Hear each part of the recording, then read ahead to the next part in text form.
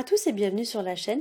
On se retrouve aujourd'hui pour le tirage des énergies du mois de novembre 2019 pour les lions, ascendant lion et lune en lion. Ceci est un tirage général, donc s'il ne résonne pas avec votre situation, je vous conseille de regarder le tirage correspondant à votre signe ascendant et celui de votre signe lunaire afin d'avoir plus d'informations. Si vous ne connaissez pas votre signe ascendant ou votre signe lunaire, j'ai placé en barre d'informations des liens qui vous permettront de les calculer. Comme d'habitude, ce mois-ci, j'ai fait un tirage en 3 cartes au Rider Tarot Deck. La première carte va représenter le début du mois, la deuxième carte va représenter le milieu du mois et la dernière carte va représenter la fin du mois. Donc on va commencer tout de suite avec la première carte que j'ai tirée pour vous et il s'agit de la carte de la force. Alors c'est une carte qui va nous parler de force physique ou mentale. C'est une carte qui va évoquer l'action, qui va évoquer le courage, la détermination. L'idée voilà de prendre une initiative, de reprendre un petit peu le contrôle d'une situation ou de prendre une situation en main. Cette carte, elle symbolise un petit peu la notion de prendre le taureau par les cornes. Donc avec cette carte, on fait preuve de courage, de bravoure, d'assurance, de confiance en soi et on affronte une situation plutôt que de la fuir. Avec la force, on va vous inviter aussi à une forme de maîtrise. Il y a l'idée un petit peu de maîtriser ses émotions ou de maîtriser ses pulsions. C'est une carte qui vous invite aussi à ne pas laisser vos émotions vous submerger, comme si vous deviez en reprendre le contrôle. C'est une carte qui nous parle aussi d'une situation dans laquelle vous allez devoir vraiment croire en vous et en vos capacités. La carte pourrait aussi nous parler pour certains d'une forme d'autorité à laquelle on a du mal peut-être à s'imposer. Il y a l'idée de quelque chose ou de quelqu'un qui pèse un peu sur nous, voire même il y a l'idée avec la carte de la force d'un rapport de force entre une situation ou enfin entre deux situations où voilà il y a un rapport de force peut-être même entre deux personnes. Pour certains, ça pourrait nous parler que certains d'entre vous ont du mal à s'imposer, ont du mal à se faire respecter. Il y a vraiment une notion même un peu parfois de tyrannisme avec cette carte. C'est une carte qui peut évoquer aussi les thématiques de la domination ou de la soumission d'une personne face à une autre. Donc effectivement, pour certains, il y a l'idée un petit peu de rééquilibrer ça, de reprendre un petit peu confiance en soi et à ne pas laisser les autres nous marcher sur les pieds. Pour certains, avec cette carte, ça pourrait nous parler d'opposition, de divergence de point de vue, de conflit, de dispute. Ça peut évoquer également la violence verbale, voire même la violence physique, la colère, ou toute émotion un petit peu dans ce style-là, l'impulsivité, ce genre de choses. C'est une carte qui pourrait nous parler aussi de trouver le juste milieu dans les relations avec les autres. C'est une carte qui va parfaitement illustrer le principe de la main de fer dans le gant de velours. Donc il y a l'idée qu'on se fait quand même respecter, mais on use quand même de diplomatie. La force, c'est pas... dans les bons aspects de la carte, c'est la force tranquille. C'est pas la personne qui use de sa force pour asservir et pour soumettre les autres à son propre pouvoir.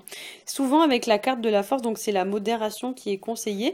Néanmoins, si la situation l'exige, et on va y revenir parce que l'impératrice qui est juste à côté a une énergie un petit peu similaire. Si la situation l'exige, cette carte vous dit quand même qu'il faut pas tout accepter quoi. C'est vraiment une carte qui vous dit, même si normalement on vous demande d'user de diplomatie, etc. Si vraiment les gens ils insistent trop, il va falloir dire stop en fait. Faut vraiment mettre un peu les points sur les i et les barres sur les t avec cette carte-là. C'est une carte qui vous conseille aussi entre guillemets de caresser les gens dans le sens du poil, mais pour autant, donc on est gentil, on est agréable, on est sympa, etc. Pour autant, si les gens vont trop loin, on s'affirme, on ne se laisse pas faire. On va passer à la carte de l'impératrice qui, comme je l'ai dit, a sur certains points une énergie un petit peu similaire. Alors l'impératrice, c'est une carte qui va nous parler de la mise en place de nouveaux projets. Donc pour certains, il y a des choses sur lesquelles vous travaillez, il y a des choses auxquelles vous pensez, il y a des choses qui sont en cours de préparation. Pour certains, avec cette carte, il y a une forme un peu de développement ou de croissance, comme si vous étiez en train de travailler pour développer une situation. Ça peut nous parler aussi d'intelligence, de faire preuve de créativité, de réfléchir. Il y a vraiment l'idée de mettre ses compétences en avant de manière à résoudre une situation, d'utiliser la créativité et surtout la communication, puisque l'impératrice est une carte qui est très très liée à la communication. Alors peut-être que dans votre situation, la clé, c'est la communication. Donc ça peut être la communication verbale, ça peut être la communication par les réseaux sociaux, etc. Mais dans certains cas, il y a vraiment quelque chose à faire avec la communication, comme si c'était vraiment la clé, le moyen de tirer votre situation au clair, vraiment le moyen de tirer votre épingle du jeu. Pour certains, avec cette carte de l'impératrice, donc comme je l'ai dit, ça représente une personne qui est sûre d'elle, une personne qui a foi en elle et en ses capacités, une personne qui a beaucoup d'assurance et une personne à laquelle on va porter une forme de respect ou de reconnaissance naturelle. L'impératrice est aussi une personne qui ne va pas hésiter à se battre pour défendre ses idées ou ses convictions. C'est une personne de caractère qui s'impose si la situation le nécessite. Donc c'est une femme très gentille, très douce. L'impératrice est une femme très empathique, qui vraiment, voilà, c'est un peu la maman du tarot si vous voulez. Donc elle a des qualités vraiment très maternelles. Néanmoins, c'est pas quelqu'un qui se laisse marcher sur les pieds, c'est une impératrice, c'est pas n'importe qui, et du coup, si quelqu'un vraiment lui manque de respect, c'est quelqu'un qui ne va pas hésiter à utiliser un petit peu le pouvoir ou l'autorité qu'elle a pour justement faire cesser tout ça et se faire respecter. Ça peut nous parler également d'une personne un peu... alors dans les mauvais aspects de la carte, en fait, l'impératrice, c'est une personne qui est un peu superficielle, voire même un peu immature. Ça peut nous parler aussi d'une personne qui s'intéresse beaucoup aux apparences, à la beauté, etc., mais qui va pas chercher plus loin que ça. Donc peut-être que pour certains, on va vous demander justement d'aller en profondeur vis-à-vis de cette situation, de ne pas vous arrêter à l'aspect esthétique ou matériel d'une situation, mais vraiment de voir les choses sur un plan un peu plus large. Hein. On ne s'arrête pas juste aux apparences. Hein. Par exemple, si c'était une femme, l'impératrice, souvent c'est une femme un peu bimbo. Souvent c'est une femme, vous voyez, comment dire, qui s'intéresse beaucoup à l'apparence, qui mise tout sur le physique, etc. Mais en fait, on vous dit que c'est pas ça, quoi. En fait, il faut surtout faire preuve d'imagination, de créativité. C'est vrai que souvent, ça peut nous parler aussi d'une situation dans laquelle on ne s'intéresse qu'à l'esthétique. Mais du coup, voilà, on va pas chercher plus loin que l'esthétique ou l'apparence. Hein. Ça peut nous parler aussi d'une personne un peu manipulatrice, donc ouvrez l'œil quand même, parce que dans ces mauvais aspects de la carte, l'impératrice c'est une femme un peu orgueilleuse, une personne un peu manipulatrice, voire même une personne un peu vénale, qui n'hésite pas vraiment à retourner les situations dans son intérêt, donc à son avantage. Donc ouvrez l'œil quand même ce mois-ci, hein, si jamais vous êtes confronté à ce style de personne.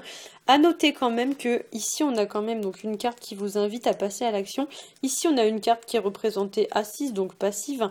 Et là on a un personnage qui est complètement bloqué, donc qui est attaché à un arbre. Donc effectivement pour certains le début de mois sera un peu plus porté sur l'action. Le milieu et la fin du mois c'est plus... autant au milieu du mois là c'est plus la réflexion qui est conseillée. Autant là, c'est carrément l'arrêt ou le blocage. Hein.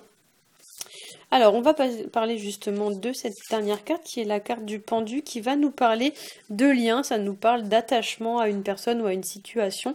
Il y a l'idée vraiment qu'on est attaché à une situation, voire même qu'on est bloqué par cette situation. Dans le sens où on n'est pas forcément très libre de ses mouvements dans cette situation. On pourrait même pour certains s'y sentir un petit peu pris au piège ou prisonnier. Le pendu, c'est une carte qui va nous parler aussi de dépendance. Alors ça peut être l'idée de dépendre d'une situation ou d'une personne, comme si on n'avait pas forcément d'autre solution que de subir un peu les choses. Hein.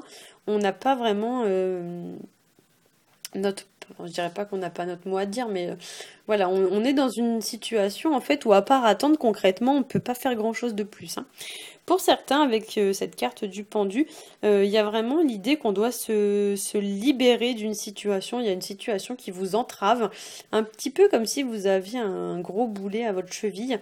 Et du coup, on va vous demander un peu de vous libérer de cette situation qui vous entrave, qui vous bloque. Ça peut nous parler aussi de rencontrer un obstacle en fin de mois. Pour certains aussi, ça peut nous parler même d'une situation qui commence un peu à vous tirer vers le bas, une situation qui se détériore, qui se dégrade ou qui devient un petit peu délétère. Le pendu, ça peut également nous parler de devoir patienter, prendre son temps, prendre son mal en patience vis-à-vis d'une situation. Comme si, comme je l'ai dit, on n'avait pas le contrôle dessus et que les choses, elles dépendent pas de vous. Donc à part attendre que la situation c'est clair, ça range, vous n'avez pas forcément grand-chose de plus à faire. C'est aussi une carte qui vous invite au lâcher-prise. C'est une carte qui vous dit que parfois dans la vie, on ne peut pas tout contrôler. Il y a des choses qui ne dépendent pas de notre volonté. Donc on est obligé de s'en remettre un petit peu à la vie, hein, comme on dit, à la destinée. Donc du coup, c'est une carte qui vous invite au relâchement, au lâcher-prise. Il y a l'idée en fait que ça sert à rien de s'agripper à une situation. Si par exemple la situation n'est pas en votre faveur, ça sert à rien en fait de s'y attacher, de s'agripper, de faire tous les efforts pour que ça perdure. Il y a des fois où en fait il vaut mieux lâcher prise et laisser voir un peu les choses, comment elles vont évoluer, plutôt que de toujours essayer de contrôler notre vie, hein. Pour certains aussi, ça peut nous parler d'une situation qui perd un petit peu de sa vitalité, qui se dégrade. C'est vrai, ça peut nous parler même d'une situation qui se meurt à petit feu. Par exemple, dans le cadre d'un contrat de travail, ça peut être par exemple si à votre travail l'ambiance se détériore. Vous commencez à y aller un peu avec la boule au ventre, vous avez plus autant de plaisir à aller à votre travail qu'avant, etc. En fait, si vous voulez, il faut voir la carte du pendu un petit peu comme un garrot. C'est-à-dire qu'il y a quelque chose, voilà, qui fait comme une pression et en fait, si vous voulez, l'organe, en fait, enfin la cheville, ici, admettons, vous voyez là, le garrot, il est ici.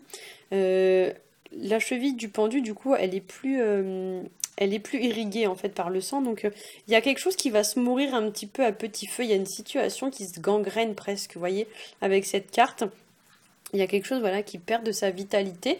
Et effectivement, oui, si c'est dans le cadre d'une relation professionnelle, ça pourrait nous parler voilà, d'une ambiance au travail qui se dégrade ou votre emploi, voilà, vous prenez plus trop de plaisir à le faire, vous pensez à changer de travail, mais vous n'êtes pas encore en train de le faire, mais vraiment vous y pensez. Il y a quelque chose voilà, qui petit à petit commence vraiment à peser, à être un petit peu compliqué. Il n'y a plus vraiment d'entrain. C'est pas, voilà, c'est pas très joyeux, quoi. Pour certains aussi, avec cette carte, ça peut nous parler d'une situation ouais, qui vraiment se dégrade jusqu'à ce qu'on soit arrivé justement à y mettre un terme. Il y a une situation voilà, qui prend fin ce mois-ci pour certains d'entre vous, parce que de toute façon, vous pouvez plus redresser la situation dans le sens où elle a perdu tellement de sa vitalité que bah voilà, du coup, à un moment donné, c'est un peu comme les feuilles mortes en fait, cette carte. Il faut l'imaginer comme les feuilles d'un arbre. À un moment donné, vers l'automne, elles perdent de leur vitalité, puis à la fin, quand elles sont trop faibles, elles tombent. Bah là, c'est un peu ça. En fait, il y a une situation qui perd un petit peu de sa vitalité progressivement. Et puis un jour, bah voilà, la situation est devenue trop, je dirais pas malsaine, mais trop, trop faible, voilà, il n'y a plus d'énergie là-dedans, il n'y a plus de vitalité, et du coup, tout s'arrête, hein, tout, ça tombe, comme les feuilles mortes. Voilà. J'espère que ce tirage aura su vous aiguiller. Si c'est le cas, n'hésitez pas à liker, à partager et à vous abonner. Pour ma part, je vous souhaite à tous un très bon mois de novembre et je vous dis à bientôt.